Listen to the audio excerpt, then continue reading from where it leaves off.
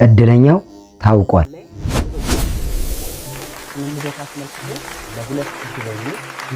ነፃ የኦንላይን የበገና ስልጠናውን ያሸነፈው ወይም ያሸነፈችው እድለኛ ፊዮሪ ስትሆን የበገና መማሪያ መጽሐፉን ያሸነፈችው ወይም ያሸነፈው ዳዊት ነው። እናንተ ሁለት እድለኞች በቴሌግራም አድራሻዬ @አምነን19 ላይ አናግሩኝና ስጦታችሁን ውሰዱ።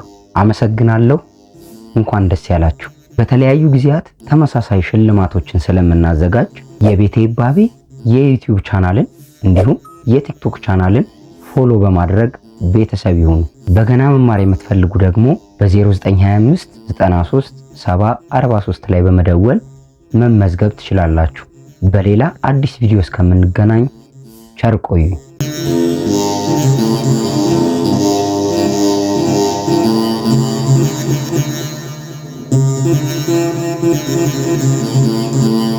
Thank you.